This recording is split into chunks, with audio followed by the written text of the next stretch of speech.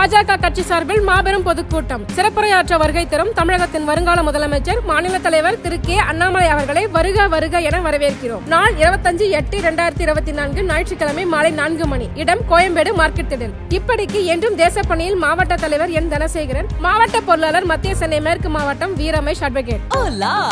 Your train vacation to Europe starts from ₹99,999 only with GT Holidays, South India's #1 travel brand. உக்ரைன்ங்கிற நாடு பிறந்து 30 ஆண்டுகளுக்கு மேல ஆயிடுச்சு. ஆனால் இந்த 30 வருடங்களில் எந்த ஒரு பிரதமரும் உக்ரைனுக்கு போனதில்லை. இந்திய பிரதமர் முதல் முறையாக ஒரு இந்திய பிரதமர் வந்து உக்ரைனுக்கு போயிருக்கார். காரணம், அது இந்த காலகட்டம் என்பது ரஷ்யா உக்ரைன் யுத்தம் நடந்துகின்ற காலகட்டம். இது உக்ரைனுக்கு போனதுனால ரஷ்யாவோட நமக்கு ஒரு பிரச்சனை வருமா அப்படிங்கிற ஒரு பார்வை. ஏனென்றால் உக்ரைன் பாயிண்ட் ஆஃப் வியூவில் இது நிச்சயமா பலன் கொடுக்கக்கூடியது. ஏன்னா உக்ரைனுடைய பிரதமர் ஜெலன்ஸ்கி சொல்லியிருக்காரு, பிக் கண்ட்ரி பிக் இன்ஃப்ளூயன்ஸ் அப்படின்னு சொல்லியிருக்காரு. இந்த வார்த்தை மிகப்பெரிய ஒரு கண்ட்ரி, மிகப்பெரிய இன்ஃப்ளூயன்ஸ் கொண்ட ஒரு கண்ட்ரி உக்ரைனுக்கு வந்ததுனால எங்களுக்கு நலம் பயக்கும், அதன் மூலமாக இந்த போரை நிறுத்துவதற்கு மோடி பேசணும். ஒரு முக்கியமான வார்த்தையை பிரதமர் மோடி அங்க போய் சொல்லியிருக்காரு. நாங்கள் அமைதியின் பக்கம் நிற்கின்ற நாடு, நடுநிலையாகவும் இருக்கவில்லை, பார்வையாளராகவும் இருக்கவில்லை. அமைதி பக்கம் நிற்போம், அமைதி பக்கம் நிற்போம். அது ஒரு சரியான ஒரு பார்வை தான். மோடியுடைய பயணம் என்பது இந்தியாவிற்கு பெரும் லாபம். அதன் அடிப்படையில் தான் வந்து ஒரு உக்ரைனுக்கு போயிருக்காரு. இவ்வளவு ரிஸ்க் எடுத்து, நீங்க அதான் புரியணும், இதுல ஒரே கல்ல பல மாங்காய் எடுத்திருக்கிறார் மோடி. ஆதம் தமிழர்களுக்கு அன்பு வணக்கம். இன்று நம்மோடு எழுத்தாளர் திருமிகு புதுமடம் ஹலீம் அவர்கள். வணக்கம் ஹலீம் சார். வணக்கம். ஒரு உலகளாவிய ஒரு பிரேக்கிங்கா மாறி இருக்கு. இந்திய பிரதமர் திரு நரேந்திர மோடி அவர்கள் உக்ரைனுக்கு போனது ஒரு உலகளாவிய ஒரு மிகப்பெரிய செய்தியா மாறி இருக்கு. ஜெலன்ஸ்கியும் மோடியும் கட்டிப்பிடித்து அந்த போட்டோ ஜெலன்ஸ்கியோடைய இன்ஸ்டாகிராம்ல போட்டிருக்காரு. 20 லட்சம் லைக்ஸ் வரைக்கும் வந்திருக்கு. குறிப்பாக இந்தியாவை பொறுத்த வரைக்கும் நாம் ரஷ்யா கூடவும் ரொம்ப நெருக்கமாக இருக்கோம். அதே நேரத்தில் உக்ரைனுக்கு மோடி போயிருக்காரு. இதெல்லாம் என்ன உணர்த்த வருது? குறிப்பாக ஜியோ பாலிட்டிக்ஸை நாம் எப்படி புரிஞ்சுக்கணும் இந்த இஷ்யூவை பொறுத்த வரைக்கும்? உக்ரைனுங்கிற நாடு பிறந்து 30 ஆண்டுகளுக்கு மேலே ஆயிடுச்சு. 91 தான் யுஎஸ்எஸ்ஆர்ங்கிற சோவியத் யூனியன் உடைந்தது. அதுக்கப்புறம் தான் உக்ரைனுங்கிற நாடு பிறந்தது. 30 வருடங்களுக்கு மேலாகிவிட்டது. ஆனால் இந்த 30 வருடங்களில் எந்த ஒரு பிரதமரும் உக்ரைனுக்கு போனதில்லை. இந்திய பிரதமர் முதல் முறையாக ஒரு இந்திய பிரதமர் வந்து உக்ரைனுக்கு போயிருக்காரு. காரணம், ரஷ்யாவுக்கு போயிருக்காங்க. ரொம்ப நெருக்கமாக இருந்திருக்கோம். ரஷ்யாவுக்கு போயிருக்காங்க. இன்னும் சொல்ல போனால் உக்ரைனுக்கு எனக்கு தெரிஞ்சு கடைசியாக போன பிரதமர் இந்திரா காந்தின்னு நினைக்கிறேன். 66, 67களில் அப்பொழுது யுஎஸ்எஸ்ஆராக இருந்த ஒன்றுபட்ட சோவியத் யூனியன் அப்பொழுது போன ஒரு செய்தி இருக்கிறது. அங்கிருந்து மகாத்மா காந்தி சிலையை கூட திறந்து வைத்த வரலாறுலாம் இருக்கிறது. இந்த 30 ஆண்டுகளில் நம்ம உக்ரைனுக்கு போனதில்லை. இப்போ இப்பொழுது பாரத பிரதமர் மோடி அவர்கள் போனது கூட ஒரு எளிதான பயணம் அல்ல. ஆமாம், அவர் நேரடியாக இந்தியாவிலேருந்து ஃப்ளைட்டில் போய் இறங்கலை. அவர் போலண்ட்லேருந்து ஃப்ளைட்டில் போக முடியாமல் ரயில் பயணமாக 10 மணி நேரம் பயணப்பட்டு போயிருக்கார். அது புல்லட் ப்ரூஃப். ஆமாம், அதிநவீன பாதுகாப்பு. மொத்தமே 27 மணி நேரம் அந்த உக்ரைன் பயணத்தில் 20 மணி நேரம் ரயில் பயணம். இவ்வளவு கடினப்பட்டு ஒரு உக்ரைனுக்கு ஒரு பிரதமர் ஏன் போகணுங்கிற கேள்வியும் இருக்கிறது. ஏனென்றால் ரஷ்யாவுக்கு சமீபத்தில் போனார். ரஷ்யாவோட நமக்கு ரொம்ப நெருங்கிய நட்பு இருக்கு. நீ சொன்ன மாதிரி ரஷ்யாவோட நெருங்கிய நட்பு இருக்கிறது. அது இந்த காலகட்டம் என்பது ரஷ்யா உக்ரைன் யுத்தம் நடந்துகின்ற காலகட்டம். இப்போ ஒரு விமானம் பறந்தால் கூட ரஷ்யா அடிச்சிரும் அப்படிங்கிறதுனால எந்த ஒரு தலைவருமே போகல. ஆனால் முதல் முறையாக பிரதமர் தான் போனாரான்னு கேட்டால் இல்லை. ஜெர்மனி பிரதமர் போயிருக்காரு, பிரான்ஸ் பிரதமர் இது மாதிரி போலண்ட்லேருந்து ரயிலில் போயிருக்காரு. இப்போ பல்வேறு தலைவர்கள் உக்ரைனுக்கு இப்படி தான் போயிருக்கிறாங்க. அதுதான் பாதுகாப்பானது அப்படிங்கிற அடிப்படையில் இந்த பயணத்தை தான் பிரதமர் மோடி அவர்களும் செஞ்சுருக்கிறாங்க. ஆனால் இது ஒரு ரிஸ்கான பயணம் தான். இது உக்ரைனுக்கு போனதுனால ரஷ்யாவோட நமக்கு ஒரு பிரச்சனை வருமா அப்படிங்கிற ஒரு பார்வை. ஏனென்றால் இன்றைக்கி வந்து ரஷ்யா மேலே ஒரு பொருளாதார தடையை அமெரிக்கா ஐரோப்பிய நாடுகள் விதித்த நிலையில் நாம தான் வந்து ரஷ்யாட்டமிருந்து கச்சா எண்ணெயை இறக்குமதி பண்ணுறோம். ஆமாம், இன்னொரு விஷயம் புரிந்து கொள்ளும். ரஷ்யா உக்ரைன் உச்சத்தில் இருக்கும்போது இந்திய ரூபாயில் வாங்கிட்டு இருக்கோம். இப்போ என்ன சொல்கிறாங்க, உக்ரைனுக்கு போயிருக்காரு, அமைதியை நிலைநாட்ட போயிருக்கிறதா சொல்கிறாங்க. உக்ரைனில் கூட நம்ம வந்து பொருளாதாரத்தை ரொம்ப நெருக்கமாக ஆக்குறதுக்கு போயிருக்காங்கன்னு சொல்கிறாங்க. ஆனால் அதை நான் வந்து உடன்படலை. காரணம், உக்ரைனுக்கும் இந்தியாவுக்குமான இந்த பொருளாதாரம் என்பது வெறும் 28,000 கோடி தான். வருடத்திற்கு 28,000 கோடி ரூபாய் தான் உக்ரைனுக்கும் இந்தியாவுக்கான பொருளாதாரம். அது இந்த போரில் வந்து இல்லை. அது ஒரு பெரிய பணம்னு சொல்ல முடியாது. இப்போ தமிழ்நாட்டில் டாஸ்மாகோட வருமானமே 50,000 கோடி. அப்போ இந்தியாவை பொறுத்தவரை அது பெரிய வருமானம் இல்லை. அதையும் மீறி ஏன் உக்ரைனுக்கு போனார் அப்படிங்கிறது முக்கியமானது. இந்த 30 ஆண்டுகளில் எந்த பிரதமரும் போகாத ஒரு விஷயம், இவ்வளோ ரிஸ்க் எடுத்து போனது, இது ஒரு முக்கிய விஷயமா உக்ரைன் சார்பில் பார்க்கப்படுது. காரணம், ரஷ்யாவோட நெருங்கிய நட்பான நாடு இந்தியா, அதில் மாற்றுக்கிறது கிடையாது. ஆனால் ரஷ்யாவோட நெருக்கமாக இருந்து கொண்டு இந்த கச்சா எண்ணெய் இறக்குமதி பண்ணதுனால அமெரிக்காவுக்கும் இந்தியாவுக்கு இடையில ஒரு கிளாஷ் ஆனது.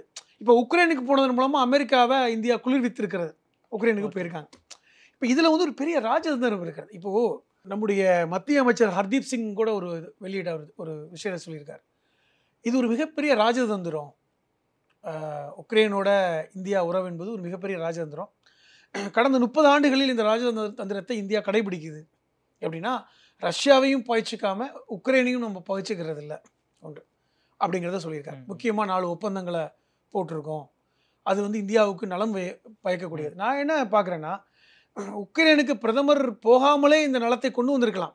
ஆனால் உக்ரைன் பாயிண்ட் ஆஃப் வியூவில் இது நிச்சயமாக பலன் கொடுக்கக்கூடியது. ஏன்னா உக்ரைனுடைய பிரதமர் ஜெலன்ஸ்கி சொல்லியிருக்காரு, பிக் கண்ட்ரி, ஒரு பிக் இன்ஃப்ளூயன்ஸ் அப்படின்னு சொல்லியிருக்காரு. இந்த வார்த்தை, மிகப்பெரிய ஒரு கண்ட்ரி, மிகப்பெரிய இன்ஃப்ளூயன்ஸ் கொண்ட ஒரு கண்ட்ரி இந்தியா உக்ரைனுக்கு வந்ததுனால எங்களுக்கு நலம் பயக்கும். அதன் மூலமாக இந்த போரை நிறுத்துவதற்கு மோடி பேசணும்னு ஏற்கனவே கடந்த காலங்களையும் புட்டின் கிட்டேயே மோடி பேசியிருக்காருன்னு நினைக்கிறேன். சொல்றேன், போரை நிறுத்துறதுக்கெல்லாம் நம்ம யாரும் ஒன்றும் பண்ண முடியாது. ஏன்னா ரஷ்யாவுடைய அந்த டிசிஷன் வந்து யார்கிட்டையுமே அவர் கேட்கல. இப்போ என்ன பிரச்சனைனா, இது முழுக்க முழுக்க வியாபாரம் சார்ந்த ஒரு நகர்வு. என்ன ரீசன்னா, இப்போது உடச்சி பேசலாம். எப்படி பேசணுன்னா, இந்தியாவுடைய ரிலையன்ஸ் இண்டஸ்ட்ரீஸ் வந்து ரஷ்யாவுடைய ரோஸ்நெபிட் அப்படிங்கிற ஒரு நிறுவனம், அது வந்து ரஷ்யாவோட நிறுவனம். இந்த ரோஸ்நெபிட்ங்கிற நிறுவனம் வந்து இந்தியன் ஆயில் கார்பரேஷன் மாதிரி ரஷ்யாவோட ஆயில் கார்பரேஷன். ஓகே. இந்த ரோஸ்நெபிட்டும் ரிலையன்ஸ் இண்டஸ்ட்ரியும் ஒரு ஒப்பந்தம் போட்டிருக்காங்க, மிகப்பெரிய ஒப்பந்தம். அதாவது தினமும் 2 மில்லியன் பீப்பாய் வந்து எண்ணெயை வந்து இறக்குமதி பண்ணுவதற்கான ஒப்பந்தம், பெரிய ஒப்பந்தம். ரஷ்யால இருந்து இந்தியாவுக்கு ரிலையன்ஸ் பண்ணியிருக்காங்க. என்னன்னா, இந்த போர் வந்ததுக்கு அப்புறம் எந்த நாடுமே வந்து ரஷ்யாவோட வியாபாரம் செய்யல, பயந்து போய். ஆமா, 2 நாடுகள் தான் வியாபாரம் செய்கிறாங்க. ஒன்று சீனா, இன்னொன்று இந்தியா. இந்த 2 நாடு தான் அமெரிக்காவை மீறி எங்களுக்கு வியாபாரம் முக்கியம், எங்களுக்கு வந்து கச்சா எண்ணெய் முக்கியம். ஏன்னா ரெண்டும் பெரிய மக்கள் தொகை கொண்ட நாடு. 2 நாட்டிலையுமே வந்து கன்சியூமர் அதிகம். 2 நாட்டிலையுமே வந்து பெட்ரோல் வேணும், மக்களுக்கு வேணும். அப்போ அதன் அடிப்படையில் எடுக்கிறாங்க. சீனா கூட பார்த்தீங்கன்னா இப்போ வரைக்கும் 1.76 மில்லியன் பீப்பாய்களை இறக்குமதி பண்ணிட்டு இருக்காங்க ஏப்ரல் வரைக்கும். இந்தியா அதை பீட் பண்ணிட்டாங்க. இப்போ 2.02 பீப்பாய் இந்தியா, 2.02 மில்லியன் பீப்பாய் இந்தியா ரிலையன்ஸோடைய நிறுவனம் இறக்குமதி பண்ணுது இந்தியாவுக்காக. அப்போ இப்படிப்பட்ட ஒரு வியாபாரம் நடக்குது. இதில் எந்த சிக்கல் வரக்கூடாது அப்படிங்கிறது இந்தியாவுடைய முக்கியமான விருப்பம். இந்த இறக்குமதியில், இந்த பிரச்சனையில் இந்த ஜெலன்ஸ்கி வந்து எதுவும் இடைஞ்சல் கொடுத்துடக்கூடாதுங்கிறது இந்தியாவுடைய பார்வை முக்கியமாக. ஏன்னா இது மிகப்பெரிய வியாபாரம். இன்றைக்கி வரைக்கும் 2 வருஷமாக நெருக்கி பெட்ரோல் விலை ஏறாமல் இருக்கிறது காரணம் இந்த ரஷ்யாவிலிருந்து நம்ம இறக்குமதி பண்ணுற கச்சா எண்ணெய் தான். ஓகே. இல்லைன்னா பெட்ரோல் விலை தாறுமாறாக ஏறி இருக்கும். இன்னும் கூட குறைய வாய்ப்பு இருக்குது. குறைந்தபட்சம் குறையாமல் அதே ரேட்டில் இருக்குன்னா அதற்கு காரணம் நம்ம வந்து ரஷ்யாவிடமிருந்து இறக்குமதி பண்ணுற கச்சா எண்ணெய் தான். இதில் சிக்கல் வந்து விடக்கூடாது என்று அரசாங்கம் நினைக்கிது. ஒன்று, இதில் ஒரே கல்ல பல மாங்காய் எடுத்திருக்கிறார் மோடி, அதில் மாற்று கருத்து இல்லை. இந்த பயணம் மூலமாக பல மாங்காய் எப்படின்னா, ஒன்று, ரஷ்யாவிடமிருந்து இறக்குமதி பண்ணுற வியாபாரத்தில் எந்த பிரச்சனையும் இல்லை. 2வது, அமெரிக்கா ஏற்கனவே இந்தியா மேலே ஒரு கோபம் இருந்தது. நீங்கள் ரஷ்யாவோட எங்களுடைய பொருளாதார தடையை மீறி நீங்கள் வந்து நெருக்க வியாபாரம் பண்ணுறீங்க, அது ஒன்று. 2, 3வது, நமக்கு என்னதான் இருந்தாலும் 28,000 கோடி நஷ்டம் தானே. இப்போ வந்து உக்ரைனோட பொருளாதார இந்த போர்னால நமக்கு சில நஷ்டம் தான், அதையும் சரி பண்ணணும். 3, 4வது, இந்தியாவோட பொருள்களை சந்தைப்படுத்துவதற்கு உக்ரைனை பயன்படுத்தணும். அல்லது இந்த உணவு 18 விஷயத்தில் உலகத்திலேயே முக்கியமான நாடு உக்ரைன். அது இந்தியாவுக்கு இப்பொழுது அந்த தேவை, அதையும் பயன்படுத்திக்கணும். அப்படின்னால இது வந்து பல்வேறு முகங்களாக நீங்கள் பார்த்தீங்கன்னா இந்தியாவுக்கு பெரும் லாபம். இப்போ மோடியுடைய பயணம் என்பது இந்தியாவிற்கு பெரும் லாபம். அது முக்கியம். ஓகே. அப்போ அதன் அடிப்படையில் தான் வந்து ஒரு உக்ரைனுக்கு போயிருக்காரு. இவ்வளோ ரிஸ்க் எடுத்து நீங்கள் அதுதான் புரியணும். 20 மணி நேரம் பயணங்க.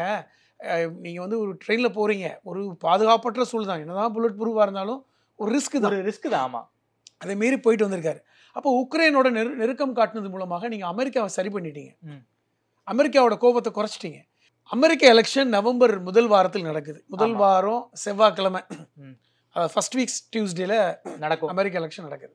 இந்த அமெரிக்க எலெக்ஷனில் வந்து பைடனுக்கு பதிலாக கமலா ஹாரிஸ் போட்டிடுறாங்க. அங்கே ட்ரம்ப். 2 கட்சிகளும் இப்போ நெருக்கமாக நெக் டு நெக் ஃபைட்டில் இருக்காங்க. யாருனாலும் வெற்றி பெறலாம். இன்றைக்கி சூழலில் பைடனுடைய கட்சி, கமலா ஹாரிஸுடைய கட்சி உக்ரைனை ஆதரிக்கிறாங்க. ரஷ்ய எதிர்ப்பு.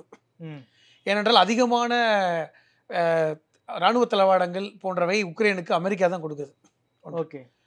ஆனால் ட்ரம்ப் வந்து என்ன சொல்கிறாருன்னா, அவர் ரஷ்யாவை ஆதரிக்கிறார், உக்ரைனை ஆதரிக்கல. ட்ரம்ப் ஏன் ரஷ்யாவை ஆதரிக்கிறார்? ஏற்கனவே கடந்த தேர்தலில் ரஷ்யாவை ட்ரம்புக்கு ஆதரவு கொடுத்ததா பத்திரிகையில் பக்கம் பக்கமாக எழுதுனாங்க தெரியுமா? அவர் ரஷ்யாவோட நெருக்கம் காண்பிக்கிறார் என்கிற ஒரு விஷயம் வந்து முன்னெடுக்கப்பட்டது. அதனாலேயே ட்ரம்ப் தோற்று போனார் கடந்த முறை. பைடன் வெற்றி பெற்றதுக்கு காரணமே ரஷ்யாவுடைய ஆதரவு மனநிலை தான். ட்ரம்ப் அதை இன்ன வரைக்கும் அவர் கைவிடலை. ஆனால் இப்போ இப்படிப்பட்ட சூழலில் இந்தியா ரஷ்யாவையும் பகிச்சிக்காது, உக்ரைனையும் பகிச்சிக்க முடியாது. ஏன்னால் கமலா ஹாரிஸ் வெற்றி பெறும் வாய்ப்பு இருக்கிறது நெக் டு நெக் ஃபைட்டில். ஒரு முக்கியமான வார்த்தையை பிரதமர் மோடி அங்கே போய் சொல்லியிருக்கார். இதுவரை இந்தியா என்பது நடுநிலையாக இருக்க நாடு அப்படின்னு ஒரு ஒரு கற்பிக்கப்படுகிறது. நாங்கள் அமைதியின் பக்கம் நிற்கின்ற நாடு, நாங்கள் நடுநிலையெல்லாம் கிடையாது, நடுநிலையாகவும் இருக்கவில்லை, பார்வையாளராகவும் இருக்கவில்லை. அமைதி பக்கம் நிற்போம், அமைதி பக்கம் நிற்போம். அது ஒரு சரியான ஒரு பார்வை தான். அமைதியின் பக்கம் நிற்கணும்னா என்ன செய்யணும் அப்படிங்கிறது முக்கியமானது. இது வந்து ஒரு டிப்ளமேட்டிக்கான ஆன்சர். ஆமாம், ஒரு டிப்ளமசியான ஒரு ஆன்சர். நாங்கள் அமைதியின் பக்கம் நிற்போம் அப்படின்னா நீங்கள் வந்து எதையும் கேட்க முடியாது.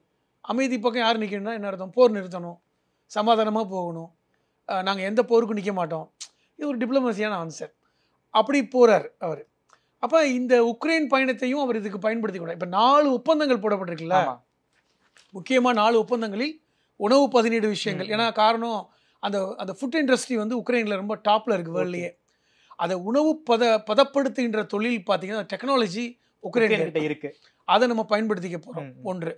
2வது, இந்த அக்ரிகல்ச்சர் சம்மந்தப்பட்ட விஷயங்களை உக்ரைன் வந்து நம்ம கூட ஷேர் பண்ணிக்கிறாங்க. அது முக்கியமானது.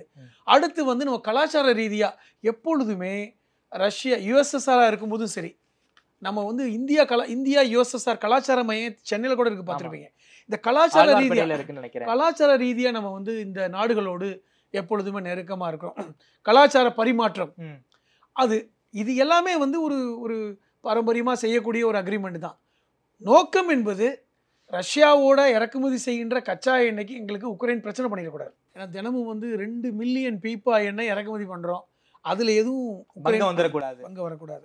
ஏன்னால் அதன் மூலமாக இந்திய பொருளாதாரத்தில் பிரச்சனை வந்துடக்கூடாது. ஏன்னா அது முக்கியமானது. கச்சா எண்ணெய் ரிலையன்ஸ் இண்டஸ்ட்ரியோட அந்த ஒப்பந்தம் என்பது முக்கியமானதாக இந்தியா பார்க்குறது. அதே மாதிரி நான் உங்களையும் நண்பனாக வச்சுக்கிறேன், நீங்களே என் கூட நண்பர் தான் அப்படிங்கிற அடிப்படை ஒன்று. 2வது, ஏற்கனவே அமெரிக்கா வந்து இந்த பிரச்சனை நீங்கள் ரஷ்யாவோட இருக்கிறதுனால ஒரு பிரச்சனை அப்படிங்கும்போது அவங்க என்ன சொன்னாங்க? இந்தியா என்ன சொல்லுது? சீனா பண்ணுறாங்கல்ல, நீங்கள் சீனாவோட நெருக்கமாக இருக்கீங்க, ஆனால் சீனா எங்களோட எதிரியாக இருக்குல்ல. அது இந்தியாவோடு சீனா ஒரு எதிரி நாடு தான், ஆனாலும் அமெரிக்கா சீனா உறவு என்பது ஸ்ட்ராங்காக இருக்குது. ஆமாம், அமெரிக்கா ரஷ்யா உறவு ஸ்ட்ராங்காக இருக்குது. அப்போ அது மாதிரி எங்களை பாருங்கள். அப்போ அது போன்று ரஷ்யா இந்தியா உறவை நீங்கள் பார்க்க வேண்டும். ஓகே, அப்படின்னு அமெரிக்காவுக்கு இந்தியா சொல்கிறாங்க. ஏன்னால் அதைத்தான் ஜெலன்ஸ்கி சொல்கிறாரு, India big country, big influence அப்படிங்கிற வார்த்தை. 2வது, இன்னொரு முக்கியமான வார்த்தையை ஜெலன்ஸ்கி சொன்னார். நான் இனிமேல் வந்து எங்களுடைய பொருள்களை நாங்கள் இந்தியாவில் தான் வாங்க போகிறோம். இனிமேல் ஃப்யூச்சர்லேயும் சரி இந்திய product, made in India product தான் இனிமேல் உக்ரைனில் இருக்கும். இனி வருகின்ற காலங்களில் அதிகமான மேட் இன் இந்தியா பொருள்களை நாங்கள் வாங்க போகிறோம் அப்படிங்கிற வார்த்தையை பேசியிருக்கிறார். அப்போ அந்த அளவிற்கு இந்தியாவோடு உக்ரைன் வந்து நட்பை விருப்பப்படுகின்ற ஒரு நாடாக இன்னைக்கு மாறி இருக்கிறது. இப்போ இதுதான் பெரிய டிப்ளமசி. நம்ம 2 எதிரிகளையும் நம்ம வந்து இப்போ வந்து ஹேண்டில் பண்ணுறோம். ரஷ்யாவையும் கூல் பண்ணியாகும், அந்த வகையில் அமெரிக்காவையும் கூல் பண்ணி. அந்த வகையில் இந்த டிப்ளமசி ரொம்ப அருமையானது. நம்ம வந்து அரசாங்கத்தை பாராட்ட வேண்டும். எப்படின்னா நம்ம வந்து எப்பொழுதுமே வந்து அப்படி இல்லை, ஏதோ ஒரு நாட்டில் தான் நம்ம வந்து இருப்போம். முன்னாடி ரஷ்யாவுக்கு மட்டும் தான் இருப்போம். ஆனால் இப்போ சமீப காலமாக எப்படி பண்ணிட்டு இருக்கோம்னா, ரஷ்யாவும் நமக்கு தேவை, உக்ரைனும் தேவை, அமெரிக்காவும் தேவை, இந்த மாதிரியான ஒரு டிப்ளமசியை கொண்டு வச்சிருக்கோம். ஓகே. அதனால தான் பிரதமர் மோடி இந்த வார்த்தையை பயன்படுத்துகிறார். நாங்கள் வந்து நடுநிலை கிடையாது, ஒரு பக்கம் சார்பு கிடையாது, அமைதியை விரும்புகின்ற நாடு அப்படிங்கும்போது நாங்கள் எல்லாரோடும் நாங்கள் உடன்பாடு, எல்லாரோடும் நாங்கள் பேசுகின்றோம் என்ற வார்த்தையை பயன்படுத்தினார். இது இந்த வெளியுறவு கொள்கையில் ஒரு சேஞ்சஸாக நான் பார்க்குறேன். ஓகே. அதுக்கு ஜெய்சங்கர் மிக முக்கியமான அதெல்லாம் பாராட்டணும். இந்த வெளியுறவு கொள்கையை ரொம்ப அருமையாக இந்தியா வந்து அதை வந்து டியூன் பண்ணியிருக்காங்க. ஓகே. ரொம்ப அழகாக டியூன் பண்ணியிருக்காங்க. அதாவது காரியம் தான் பெருசு அப்படிங்கிறத, வீரியம் பெருசா காரியம் பெருசுனா நமக்கு காரியம் பெருசு அப்படிங்கிற அந்த டிப்ளமேசியை இந்தியா வெளியுறவு கொள்கைகள் பூத்துறதா பார்க்குறேன். யாரையுமே பகிச்சுக்க வேணாம், நமக்கு காரியத்தை சாதிச்சுக்கிறோம். நமக்கு ரஷ்யாட்டிருந்தும் எல்லாம் வேணும், உக்ரைன்லேருந்து வேணும், அமெரிக்காட்டிருந்து வேணும். அப்போ நம்ம அழகாக அதை ஹேண்டில் பண்ணணும் அப்படின்னு எல்லாரோடும் கை குலுக்குறோம், எல்லாரையும் கட்டி தழுவுறோம், நாங்கள் அமைதியின் பக்கம் நிற்கிறோங்கிற அந்த டிப்ளமேசி வந்து வரவேற்கத்தக்க ஒரு டிப்ளமேசி. அதில் மாட்டுக்கிறது. போகிற நிறுத்தத்தில் மோடியும் சரி இந்தியாவும் சரி ரொம்ப தீவிரமாக அதை பற்றி பேசிக்கிட்டே இருக்காங்க. அப்படி இருக்கக்கூடிய சூழல்ல போர் நிக்குமா? கிட்டத்தட்ட 2 வருஷமா நடந்துகிட்டு இருக்கு. 2022ல இருந்து நடந்துகிட்டு. தெரிந்து கொள்ளுங்கள், ரஷ்யாவோட அதிபரை பொறுத்தவரை, புடினை பொறுத்தவரை அவர் வந்து ஒரு ரொம்ப கடினமான ஒரு போக்குடையவர். அவர் முடிவை மாற்றுவது என்பது ரொம்ப கடினம். அவர் ஒரு சர்வாதிகார போக்கு தான், மாற்றம் கிடையாது. எப்படி வந்து இஸ்ரேலுடைய பிரதமர் இருக்காரோ இது மாதிரி இவங்க எல்லாமே ஒரு கடின போக்குடைய தன்மை கூட தான். ஒரு முடிவு எடுத்துட்டா ரொம்ப கடினம். இரண்டாவது, ரஷ்யாவை பொறுத்தவரை, அவரை பொறுத்தவரை இது ஜெலன்ஸ்கி பணிஞ்சு வரணும்னு எதிர்பார்க்குறாங்க. உக்ரைன் பழியணும் வரணும்னா உக்ரைனை வந்து ரஷ்யாவோட சேர்த்துக்கணும்னு நினைக்கிறாங்களா? இல்லை, அதை ரஷ்யாவுடைய சொல் கேட்கின்ற ஒரு நாடாக மாறும்னு நினைக்கிறாங்க. அதாவது ரஷ்யா பக்கத்தில் உக்ரைன் இருக்கணும். நம்ம பக்கத்தில் நாடுகள்லாம் நமக்கு எப்படி நேசமாக இருக்கணும், நம்ம சொல்கின்ற அந்த கொள்கையோட ஒத்து போகணும்னு நினைக்கிறோம். நான் தான் பெரிய ஆள், அந்த தன்மை இருக்கணும்னு. நான் வந்து பெரிய அண்ணன், நீ ஸ்ரீலங்காவாக இருக்கட்டும், இல்லை பங்களாதேஷாக இருக்கட்டும், இவைகள்லாம் நம்ம கூட நெருங்கி இருக்கணும்னு நம்ம நினைக்கிறோம்ல, அந்த தன்மை கொஞ்சம் இருக்குது. இரண்டாவது, இங்கே உக்ரைனில் இருக்கின்ற துறைமுகத்தை ரஷ்யா பயன்படுத்தி கொண்டிருக்கிறது. ஏன்னா ரஷ்யாவுக்கு வந்து துறைமுகம் கிடையாதுங்க. ரஷ்யாவுக்கு 2 துறைமுகம் முக்கியமானது. ஒன்று வந்து அது ஏற்கனவே லெபனானோட துருக்கியோட பங்கு போட்டு கொண்டிருக்கிறது. அதை 100 வருஷ குத்தகைக்கு எடுத்து பயன்படுத்துகிறாங்க. அதே மாதிரி உக்ரைனில் இருக்கின்ற துறைமுகத்தையும் ரஷ்யா பயன்படுத்திக்கிட்டு இருந்தது இது வரைக்கும். இப்போ இந்த 2 துறைமுகங்களும் ரஷ்யாவுக்கு தேவை. அந்த அடிப்படையை கேட்குறாங்க. உக்ரைனில் அதில் ஒரு சில பிரச்சனைகள் இருக்குது. ஜெலன்ஸ்கியை பொறுத்தவரை அது ஒரு தனித்துவமான நாடாக மாற்ற நினைக்கிறார். அது தவறு கிடையாது. தனித்துவமான நாடாக இருக்கணும், அது எங்களுடைய இறையாண்மை வந்து ரஷ்யா தலையிடக்கூடாதுன்னு நினைக்கிறாங்க. அது ஒரு பக்கம் சரிதான். அப்போ இதுதான் சொல்கிறேனே, இந்த பிரச்சனை தான், பக்கத்து நாடு பிரச்சனை தான் அங்கே ஓடிக்கிட்டு இருக்கு ஒன்று. அதனால் அவர் வந்து ஒத்துக்கொள்வாரா அப்படிங்கிறது தெரியாது, ஒரு பிடிவாதக்காரராக இருக்கிறார். ஆனால் இதை வந்து பிரதமர் மோடி வலியுறுத்திட்டு வந்திருக்கார், அமைதி. அதனால தான் திருப்பி நாங்கள் அமைதியை விரும்புகிறோம்னு சொல்கிறாங்க. பாருங்களேன், நான் வந்து உன்னையும் ஆதரிக்கல, அவரையும் ஆதரிக்கல, நீ அமைதியை ஆதரிக்கிறேன். அமைதியை ஆதரிக்கணும்னு அர்த்தம், 2 பேரும் போற விடுங்கன்னு தான் அர்த்தம். அதைத்தான் சொல்கிறார். நாங்கள் வந்து இந்தியாவிலிருந்து நாங்கள் வந்து அமைதியை தான் கொண்டு வந்திருக்கோம் அப்படின்னு சொல்லி மகாத்மா காந்தியை கோட் பண்ணுறார். ஏன்னா ரொம்ப பழமையான ஒரு சிலை வந்து உக்ரைனுடைய தலைநகரத்தில் இருக்கு.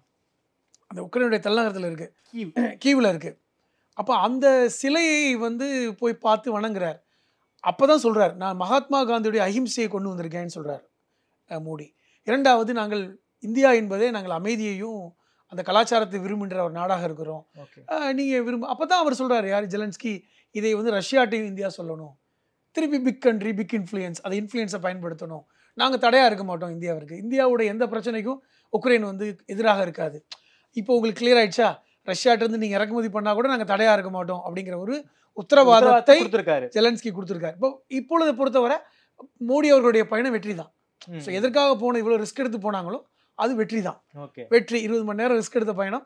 நம்முடைய பொருளாதாரம், நம்ம பொருளாதாரம் பாதிக்கப்பட்டு விடக்கூடாது அப்படிங்கிறதுல உறுதியாக இருக்கிறதுனால மிகப்பெரிய வெற்றியாக தான் நான் பார்க்குறேன். இந்த இது எல்லாரையும் அரவணைச்சு போகிற அந்த டிப்ளமேசி, அந்த வெளியுறவு கொள்கையை இந்தியா கொண்டு செல்கிறதாகத்தான் நான் பார்க்குறேன். ஓகே, குறிப்பாக இந்த கோவிட் காலத்தில் நம்ம ரஷ்யா கிட்ட இருந்தால் அதிகமாக எண்ணெய் இப்போ வரைக்கும் வாங்கிக்கிட்டு இருக்கோம், குறிப்பாக இந்திய ரூபாயில் வாங்கிக்கிட்டு இருக்கோம்.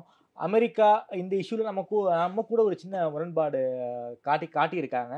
இந்த விசிட்டை அமெரிக்கா எப்படி எடுத்துப்பாங்க? உக்ரைன் போனது அமெரிக்கா ரொம்ப ரசிச்சிருக்காங்க, பாராட்டு. இப்போ கூட வந்து அவங்களுடைய வெளியுறவு செயலாளர் பாராட்டியிருக்காங்க. உக்ரைன் பிரதமர் போனது என்பது மிகுந்த மகிழ்ச்சிக்குரியதுங்கிற வார்த்தையை பயன்படுத்தி. ஏன்னா ரஷ்யாவோட நம்ம நெருக்கமாக இருக்கிறது அவங்களுக்கு தெரியும். ஆமாம், உக்ரைனுக்கு போகவே இல்லை 30 வருஷமா. அப்போ உக்ரைனுக்கு ஒரு பிரதமர் போனதை அமெரிக்கா விரும்புகிறது. இன்னும் சொல்ல போனால் இப்போ கமலா ஹாரிஸ் வந்து பிரசிடென்ட் ஆகிட்டாங்கன்னா இன்னும் அவங்களுக்கு நமக்கு நல்ல விஷயம் தானே. அது அந்த சேஞ்சஸ் இருக்கிறத பார்க்குறேன். ஓகே. ஏன்னா இப்போ வருகின்ற தகவல் சமீபத்தில் கமலா ஹாரிஸ் வந்து எட்ஜ் எடுக்கிறார். ஏன்னா இந்தியா வம்சாவளியை சார்ந்தவர்கள்லாம் கமலா ஹாரிஸுக்கு வாக்களிக்க விரும்புகிறார்கள் என்கிற தகவலும் வருது. அதனால் வந்து பைடன் இருக்கும்போது இருந்த ட்ரம்ப் இப்போ இல்லை. கமலா ஹாரிஸ் உள்ளே வந்ததுக்கப்புறம் கொஞ்சம் எட்ஜ் வாங்கி களம் மாறி இருக்கிறது. இதுவும் ஒரு காரணம். அது எப்படி இருந்தாலும் உக்ரைன் பயணம் என்பது அமெரிக்காவை பொறுத்தவரை ஒரு நலம் சார்ந்த விஷயம். ரஷ்யாவுக்கு எப்படி இருக்கும்? ரஷ்யாட்ட தெளிவாக சொல்லியாச்சு. அவர்களுடைய உக்ரைன் பயணத்துக்கு முன்பாகவே நாங்கள் இதுக்கு தான் போகிறோம் அப்படிங்கிறதை தெளிவுபடுத்தி விட்டார். ரஷ்யாவுக்கு அதில் பிரச்சனை இல்லைங்க. ஏன்னா அவர்கள் பாருங்கள், அவர்களுக்கு பெரும் பிஸ்னஸ் பார்ட்னராக நம்ம இருக்கிறோம். நம்ம ஒரு வியாபார பங்குதாரராக இருக்கிறோம். அதில் என்ன உங்களுக்கு பிரச்சனை? இப்போ நீங்கள் உக்ரைன் போனதுனால நான் தினமும் 2 மில்லியன் பீப்பா இறக்குமதி பண்ணாமல் இருக்க போகிறேன்னா? இல்லை, நிச்சயமாக பண்ண போகிறோம். அதை பண்ண போகிறோம். அதோட கூடவே பண்ண போகிறோம். இந்த ஒப்பந்தம் வந்து இன்னும் வந்து 2028 வரைக்கும் இருக்குது அவங்கள்ட்ட. அதனால் அந்த ஒரு பயம் அவங்களுக்கு இல்லை. ஸோ உக்ரைனை போயிட்டு போகட்டும், அமெரிக்காவை வந்து தாஜா பண்ணிக்கட்டும் அப்படின்னு ரஷ்யா நினச்சிருக்கலாம். அது வந்து ஒரு டிப்ளமசி, ஒரு டிப்ளமேட்டிக் ஒரு முடிவு அப்படின்னு நினச்சிருக்கலாம். அதனால் இதை ஒன்றும் பெரிய விஷயமா எடுத்துக்க மாட்டாங்க. இது ஒரு தலைவர் பயணமாக தான் பார்ப்பாங்க. இதில் வந்து எந்த விதமான கான்ஸ்பிரசி இருக்கிற மாதிரி எனக்கு தெரியல. ஓகே. ஒரு 20 மணி நேரம் ரிஸ்க் எடுத்து ஒரே கல்ல பல மாங்காய்களை மோடி அடிச்சிருக்காரு. ஆமாம், வெற்றி தான். மோடியுடைய இந்த உக்ரைன் பயணத்துக்கு பின்னாடி இருக்கக்கூடிய அரசியலை பற்றி ரொம்ப தெளிவாக பேசியிருக்கீங்க. குறிப்பாக மோடியினுடைய உக்ரைன் பயணம் வெற்றி, அதே போல ஒரே கல்ல பல மாங்காவை அடிச்சிருக்காருன்னு சாமானியனுக்கும் புரியும் வகையில் அந்த உலக அரசியலை விளக்கி பேசியிருக்கீங்க. நேரம் கொடுத்து பேசியவங்களுக்கு நன்றி. நன்றி.